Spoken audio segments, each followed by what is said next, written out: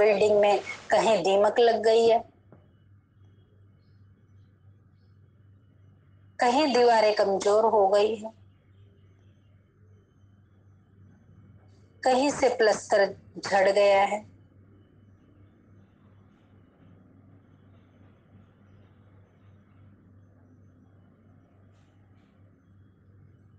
कभी भी इस बिल्डिंग के गिरने का नोटिस आ सकता है। ये बात जानते हो कि नहीं?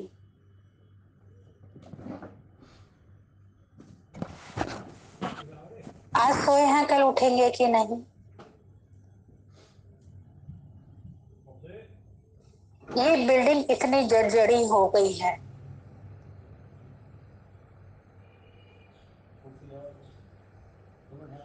एक एक सेकंड वेस्ट करने से पहले सोचो कि क्या मैंने नई बिल्डिंग का निर्माण कर लिया है।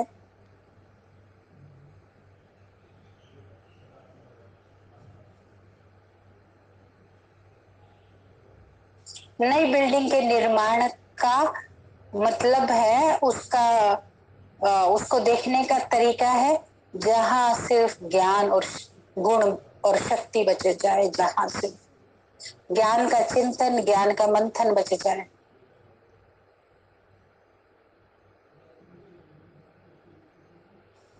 मतलब आपने अपनी बिल्डिंग को ट्रांसफर कर दिया है, अपनी पुरानी नेचर पर हथौड़ा मारो, हथौड़ा मारकर पुरानी बिल्डिंग को गिराओ, खुद ही खुद हथौड़ा लगाना पड़ेगा।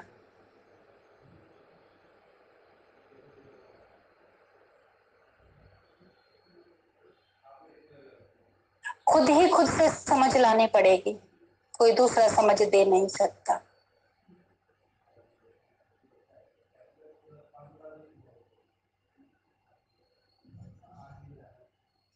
घड़ी भर बैठकर सोचिए,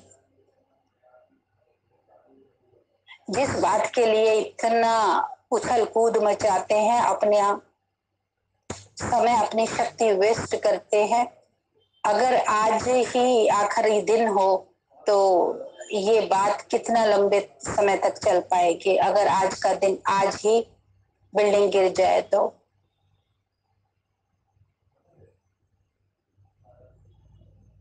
ये ना सोचो कि क्या बोला जा रहा है कि हमारी बिल्डिंग गिराने की बात हो रही है। यही सत्य है। अभी पीछे 2 बार देखा आपने, अभी अभी है और अभी अभी नहीं है। तो ये मत सोच लो कि हम परमानेंट है। आपको समय मिला है, आप भाग्यशाली हो।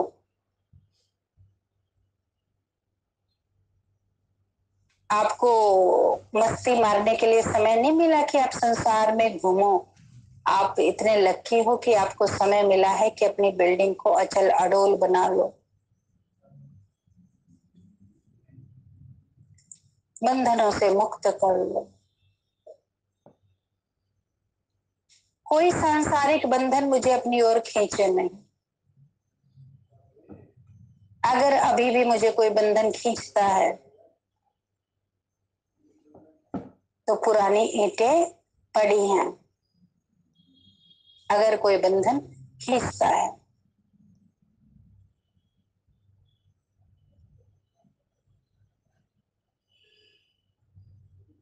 पुरानी ईंटें खत्म हो गई हैं, सब कुछ नए में परिवर्तन हो गया है, तो कोई बंधन खींचेगा नहीं, बंधन मुक्त बन गए।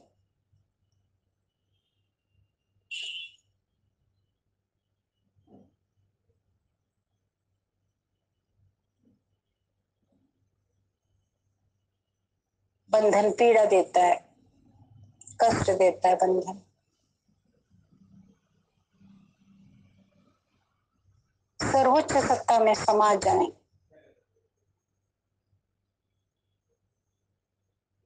सर्वोच्च सत्ता निरअहंकार है।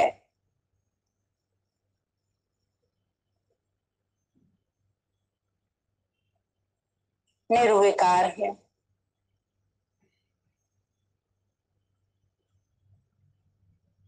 निराकार है सर्वोच्च सत्ता।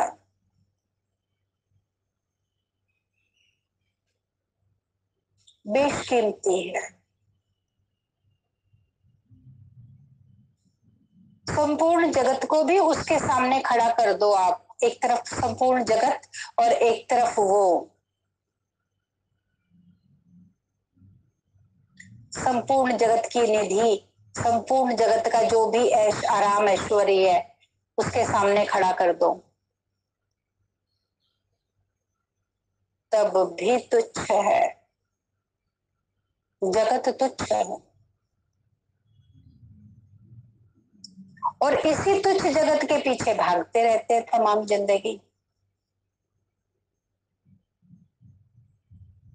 और भागते भागते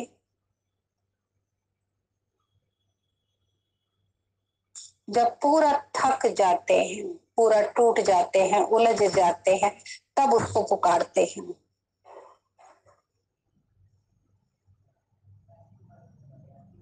अब तुम ही आ जाओ, तुम्हारा ही सहारा है।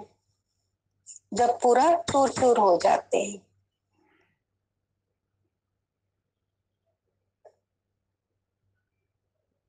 जब टुकड़े टुकड़े हो गए होते हैं, चूर चूर हो गए होते हैं, पुकार में भी इतनी सामर्थ्य नहीं रहती कि जिस पुकार के सामने वो आ जाए,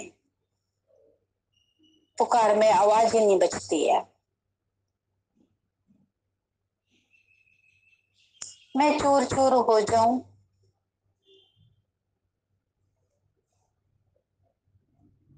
उससे पहले ही उसकी आवाज सुन लूं। ये उसकी आवाज है जो हर रोज सुनते हो।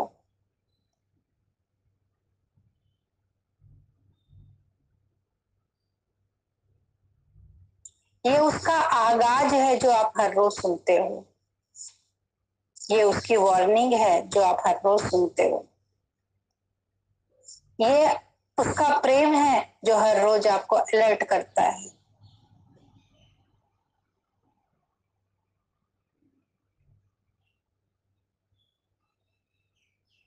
ये उसका आपके प्रति समर्पण है जो हर रोज आप सो जाते हो फिर जगाता है एक नई बात के साथ।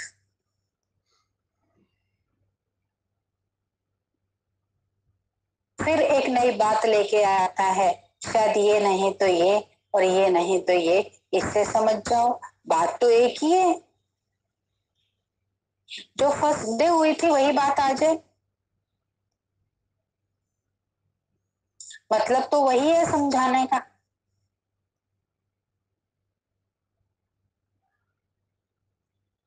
इतने सारे एग्जाम्पल की जरूरत ही ना पड़ती अगर पहले दिन समझ जाते तो।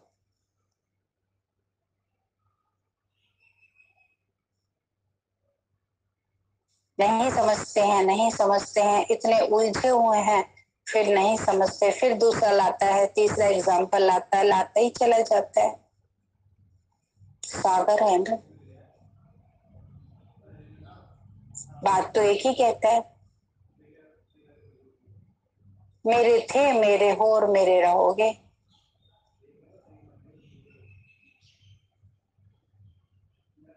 लेकिन ये बात जांचने में, ये बात समझने में कि तेरे थे, तेरे हैं और तेरे रहेंगे, कितना समय लग जाता है। और कोई कितने तो हैं जो साध ही नहीं पाते अपने आप को इस बात के बारे में कि तेरे थे, तेरे हैं और तेरे रहेंगे।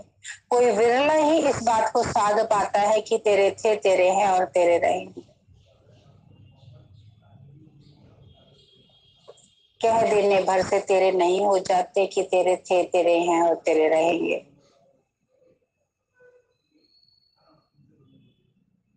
दिखाई पड़ता है, तेरे थे और तेरे हैं दिखाई पड़ता है, नैन से, चैन से, बात से, व्यवहार से, चाल से, दृष्टि से, वृत्ति से दिखाई पड़ता है तेरे थे, तेरे हैं और तेरे रहेंगे। भाषा से,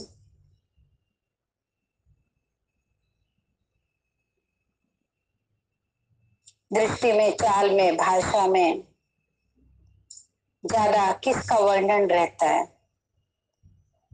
ज्यादा किसका चिंतन रहता है? वही, वही है, बस उसी के हैं, उसी के हैं। ज्यादा धन का चिंतन रहता है, ज्यादा पुत्र पुत्री का बेटे का, बहू का, इसका उसका, किसका जगत का, किसका चिंतन रहता है हर बात में? नेचुरल।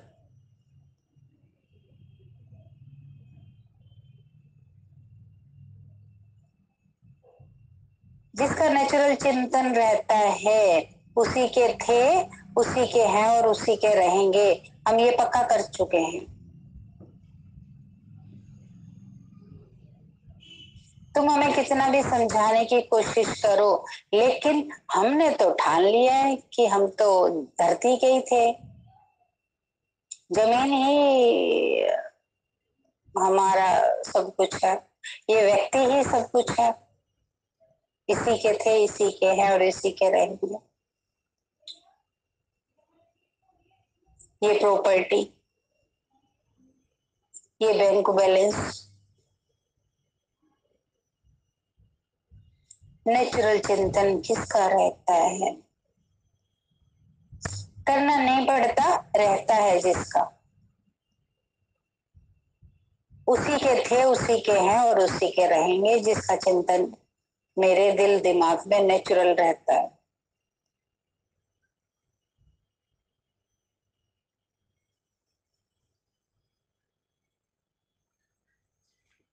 आपका मन बुद्धि नेचुरल किस दिशा में सोच रहा है, किस दिशा में जा रहा है, ये पहचान है आपकी कि आप किसके हैं। जहां आपको मेहनत ना करनी पड़े, अपने आप आपकी बुद्धि जहां चली जाए।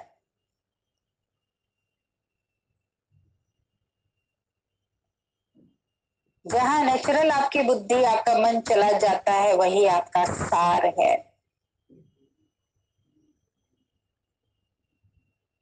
जहां नेचुरल आपका मन बुद्धि जाता है,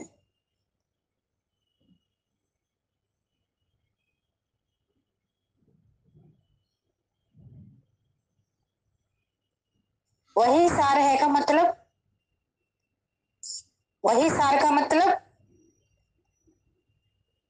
आज घिया बना ले क्या, लौकी, एक आलू डाल दो उसमें।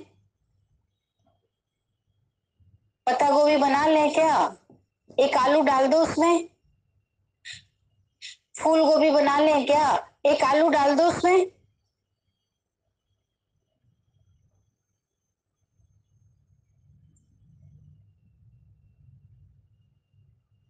कोई और सब्जी बना ले क्या, एक आलू डाल दो उसमें।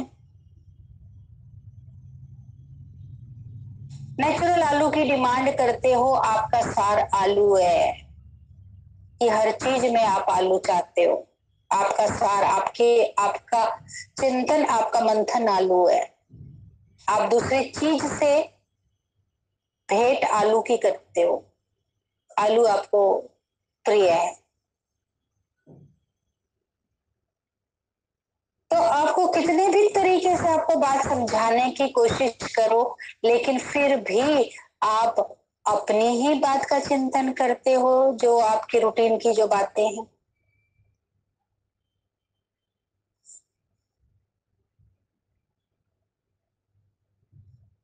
उसी रूटीन की बातों का चिंतन करते हो, वही आपका सार है। समझो,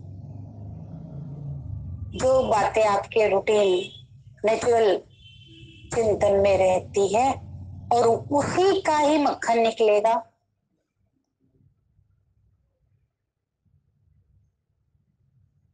24 घंटे दुकान ही आपके दिमाग में रहती है, दुकान का ही मक्खन निकलेगा। व्यापार ही रहता है, व्यापार का ही मक्खन निकलेगा। व्यक्ति, वस्तु, जो भी चीज, जो भी विचार, मंथन उसी का होगा, मक्खन उसी का ही निकलेगा। ये आप समझ लो अच्छे से।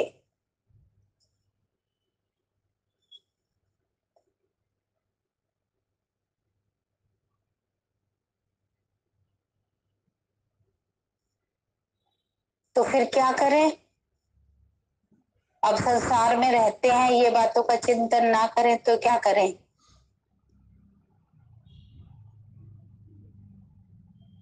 परमात्म सार, परमात्म मक्खन, इन सब चीजों को सुरीला बना देता है, इन सब चीजों को कर्म योगी बना देता है जब परमात्म चिंतन इसमें बसा लेते।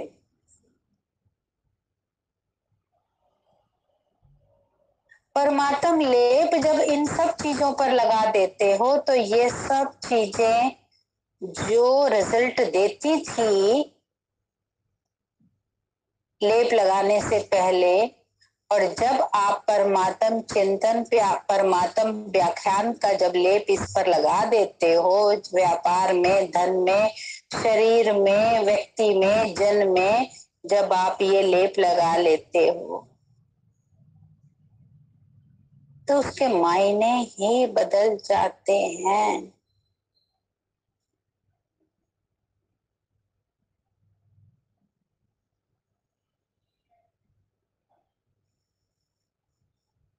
आप सब्जी लाने का ही कार्य कर रहे हो, सब्जी लाने में भी परमात्म चिंतन, नेचुरल अपना कार्य करो सब्जी लाने का, लेकिन परमात्म चिंतन के साथ आप कुछ भी और दूसरा तीसरा चौथा जो भी काम कर रहे हो उसमें आपका परमात्म चिंतन सर्वोपरि है, उसको साथ लेके चलते हो तो आपका कर्म कर्म योग बन जाता है।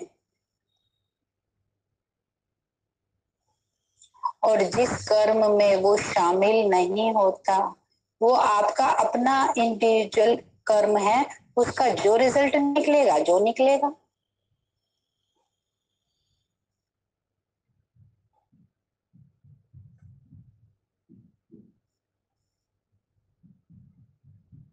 इस बात का, इस लाइन का अर्थ, सही अर्थ आप तभी समझ पाएंगे जब आप इसमें उतरेंगे।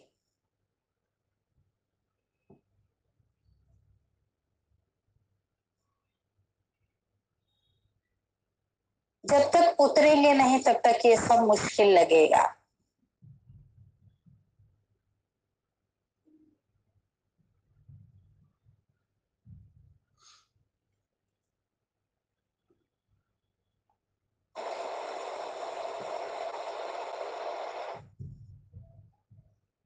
अपने नेचर पर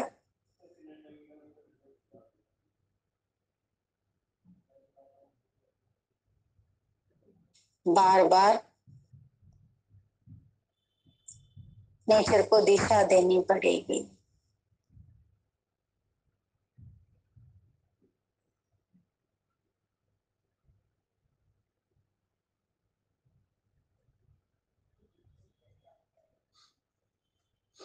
उसमें समा जाओ।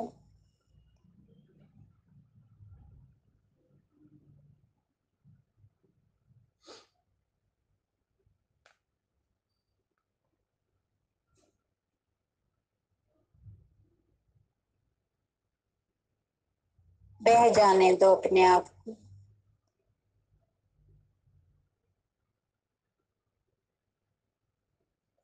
तू मेरा मैं तेरा।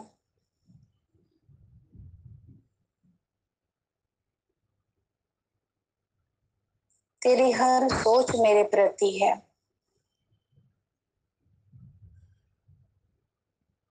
तेरा हर कर्म मेरे प्रति है।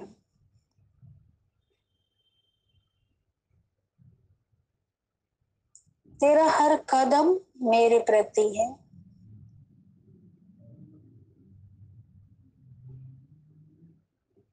तेरी हर बात मेरे प्रति है।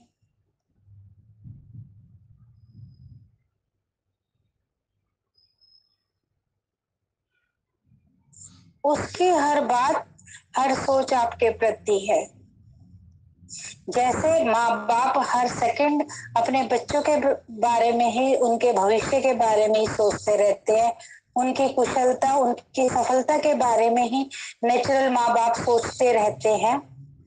चाहे माँ बाप को जमा करना हो, चाहे बच्चों की खुशी हो, नेचुरल प्रोसेस होता है माँ बाप का सोचने का। जहां भी अच्छाई की, जहां भी सुख की, जहां भी खुशी की बात आती है वहां माँ बाप पहले अपने बच्चे का चिंतन लाते हैं। और जहां कुछ बात दुख की, जहां कुछ कड़वी बात हो वहां माँ बाप अपने आप को ले आते हैं। आप सभी माँ बाप हो, कोई बात घटने वाली है, मेरे ऊपर घट जाए, मेरा बच्चा सेफ रहे।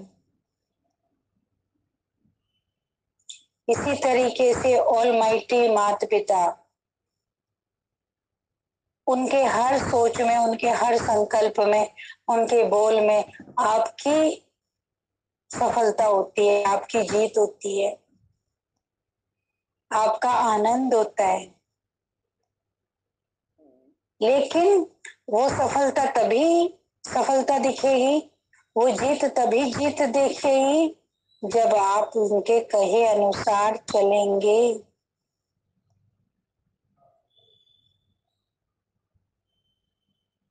माँ बाप तो बच्चे का भला भला चाहे, लेकिन अगर बच्चा स्वयं अपना भला ना चाहे तो माँ बाप क्या करे।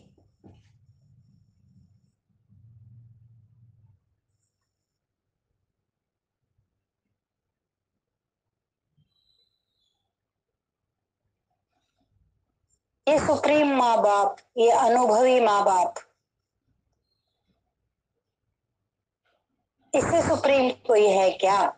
इससे अनुभवी कोई है क्या? हम हैं क्या? इससे ज्यादा अनुभवी, हमारा अनुभव ज्यादा सही है क्या?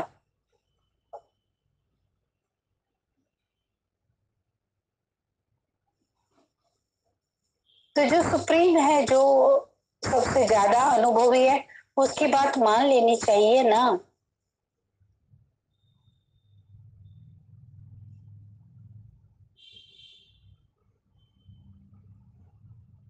या हम उसको गाइड करें, तू ऐसे कर, तू ऐसे कर।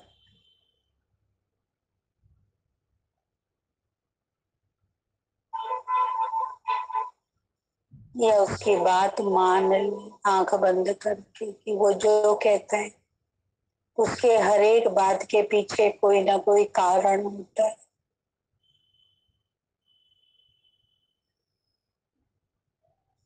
जब आप बिना डिबेट के उसकी बात मानना शुरू कर देते हो कि आपकी हर बात के पीछे जरूर कोई राज छुपा हुआ है।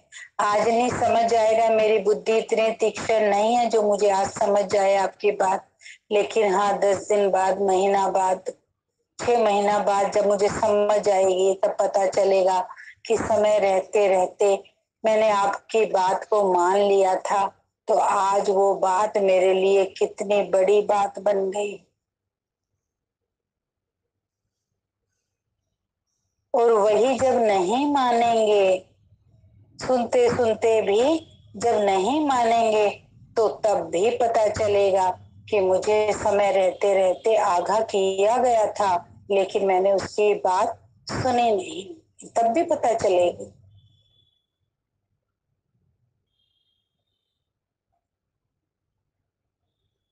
और समय रहते रहते उसके हर इशारे को फॉलो कर लिया। आज जो कहा है बिल्डिंग ढहने वाली है, बस इशारा है ये, बस इस इशारे को यही पकड़ना है।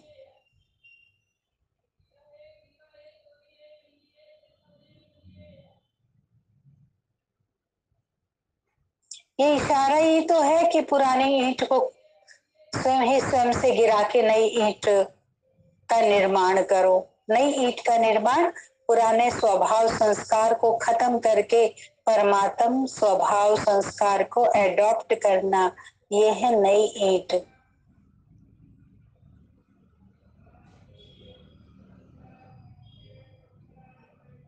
आज का जो मिला होमवर्क, वो आज के आज ही जब कर लेते हैं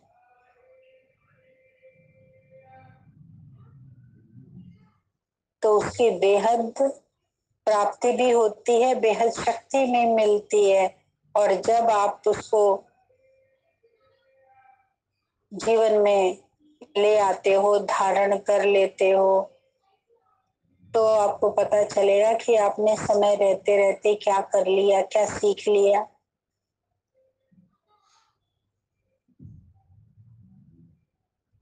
किस बात के आप अनुभवी बन गए, तब पता चलेगा आपको। ये चीज ऐसे ही नहीं है कि ये गोली हर कोई खा लेगा,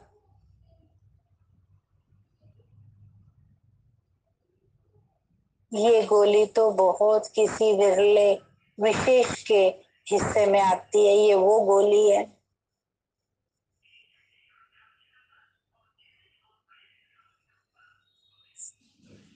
हर एक को तो ना सुनने को मिलती ना चलने को मिलती।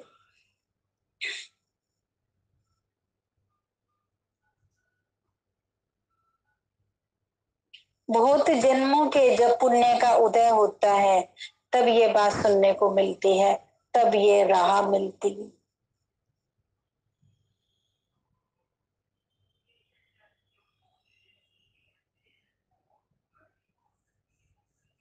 जब जमीन से ऊपर उठोगे तभी तो बादलों का आनंद ले पाओगे।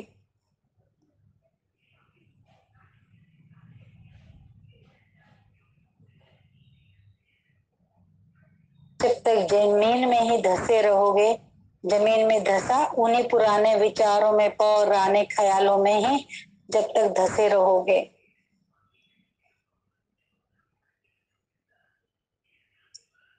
तब तक बादलों में उड़ने का मजा ना ले पाओगे।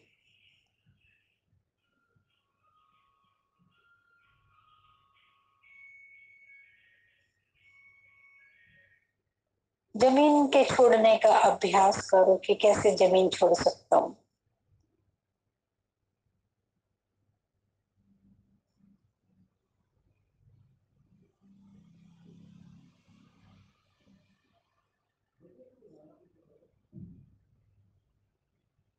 परम सत्य में समा जाओ। तू मेरा मैं तेरा।